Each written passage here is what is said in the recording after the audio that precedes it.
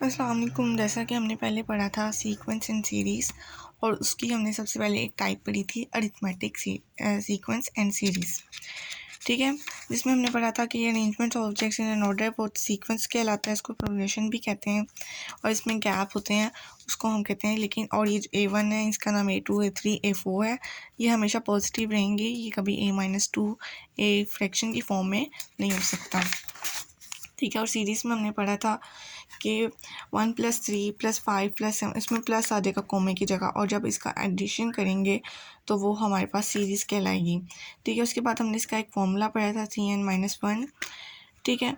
Gap इसमें था कि फ़िक्स होता भी है और नहीं भी होता, मल्टीपल फॉर्म में भी हो सकता है, ठीक है। उसके बाद हमने अरिथमेटिक सीक्वेंस पढ़ा था, मैं जल्दी जल्दी बता रही हूँ क्योंकि ये सब कुछ हमने पहले पढ़ लिया हुआ है।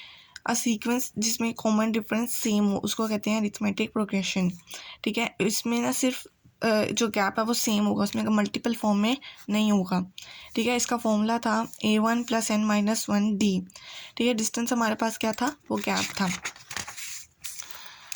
ठीक है। और डिस्टेंस हमने कैसे फाइंड करना था, सेकंड टर्म को कैसे माइनस फर्स्ट टर्म को करेंगे तो फिर हमारे पास डिस्टेंस आ जाएगा, और फिर हम इसको सॉल्व कर लेंगे, ठीक है। ये सारा बाकी हमने कर लिया था। उसके बाद है अरिथमेटिक सीरीज़ को कैसे सॉल्व करना है।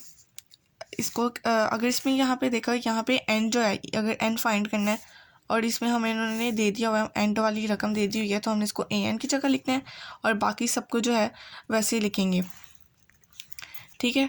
तो यहाँ पे n में ही नहीं लिखेंगे कुछ, ठीक है। तो फिर जब इसके सॉल्व करेंगे तो हमारे पास n = 31 आ जाएगा।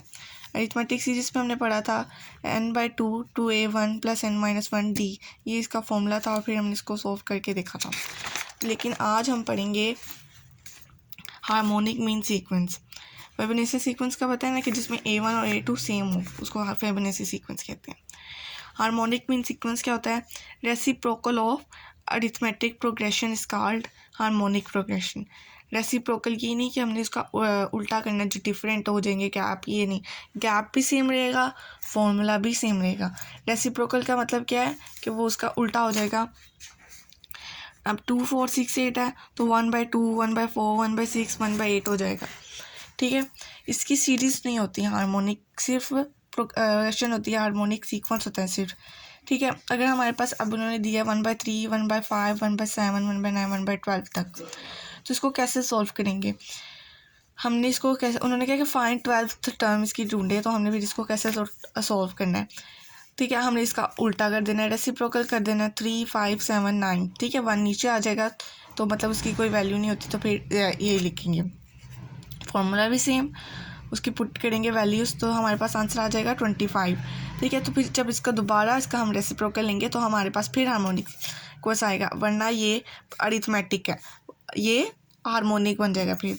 लेकिन अगर आप कहें कि हमेशा ऊपर 1 1 1 1, ऐसा नहीं होगा, ये ऐसी भी टर्म्स आ सकती हैं 2 9/2 4 -1, ठीक है। इसको फिर उल्टा करेंगे 1/2, फिर इसको इसी तरह सॉल्व करेंगे, ठीक है।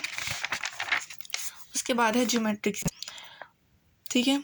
इसमें है 3 6 12 में कौन सा गैप चल रहा है, इसमें मल्टीपल फॉर्म में गैप चल रहा है, ठीक है। 3 2 से 6, फिर 6 2 से 12, 2 से मल्टीपल की तरफ गैप चल रहा है, ठीक है। और इसमें क्या चल रहा है, 4 × 4 16, आगे 16 को × 4, इस तरह किया है, मतलब इसमें कौन सा मल्टीपल फॉर्म है, 4 का मल्टीपल फॉर्म है, ठीक है।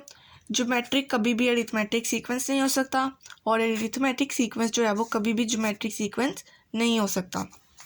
इसकी डेफिनेशन देखते हैं। इसकी डेफिनेशन है a sequence in which common ratio is same, उसको हम कहेंगे जीपी, मतलब जियोमेट्रिक प्रोग्रेशन, ठीक है। कॉमन रेशो मतलब डिवाइड इसमें करना है, उस पर मल्टीप्लाई था ना, और सॉरी प्लस था, माइनस करना था, और इसमें क्या करेंगे, डिवाइड करेंगे, फर्स्ट सेकंड टर्म को फर्स्ट टर्म से डिवाइड कर देंगे, तो हमारे पास आंसर आ जाएगा, इसका आंसर आ जाएगा 2, ठीक है। an हमारे पास है A1 ठीक है, ये इसका फॉर्मूला है ज्योमेट्रिक सीक्वेंस का। A1 हमारे पास अगर हम इसको देखें तो 3 आ गई है, ठीक है। और R1 जो है वो उसको जब डिवाइड करेंगे तो हमारे पास क्या आंसर आया, R1 2 आया, ठीक है। और ऊपर से n फाइंड, इसकी 12th टर्म करें, फर्स्ट करें, ठीक है।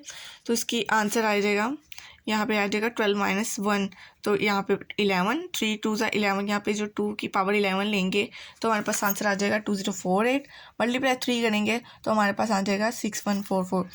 अच्छा, अगर हम इसकी लेंगे ना 4 16 64 256, आप कहने के बस इतना से ही आंसर आएगा, इतने नहीं, इसकी मल्टीप्लाई 10⁻⁴ भी आंसर आ सकता है, तो वो भी आंसर आपका बिल्कुल ठीक होगा। उसके बाद आयोटा की बात करते हैं। आयोटा में है कि किसी भी माइनस वाली चीज़ जो है ना, कोई भी माइनस वाली चीज़, -4 -6 -7 कोई भी है ना, अगर उसका हम अंडर रूट लेंगे ना तो वो आयोटा में आ जाएगी। माइनस वाली चीज़ का अंडर रूट लेंगे तो वो आयोटा में आ जाएगी। जैसे इस -4 का किया है तो इसमें आंसर आ गया 2 आयोटा। ठीक है, उसके बाद है ये अब हमारे पास वैल्यू दी हुई है 3 6 12 24 48 96 820 तक इसको फाइंड करें। लेकिन अगर हमारे पास जब सीरीज़ में आएगा ना तो कॉमा हट जाएगा। ठीक है, 3 + 6 + 12 + 24, यहाँ पे भी प्लस आना था। ठीक है, ऐसे आएगा ज्योमेट्रिक सीरीज़। अब देखते हैं ज्योमेट्रिक सीरीज़ का जो फॉर्मूला है वो है A1 Rn - 1। ठीक है, सेम वही, बस नीचे R - 1 आ जाएगा। ठीक है, इसको कहेंगे ज्योमेट्रिक सीरीज़, और फिर इसको सॉल्व करेंगे, इस पर वैल्यूज पुट करेंगे तो हमारे पास इसका आंसर आ जाएगा। ठीक है, इसको करेंगे तो इसकी पावर में रेज़ टू पावर में आएगा 420, ये वो, तो ये सारा आएगा। और आप लोग मुझे ये सॉल्व करके दिखाएं और इसका कमेंट सेक्शन में मुझे इसका आंसर बताएं।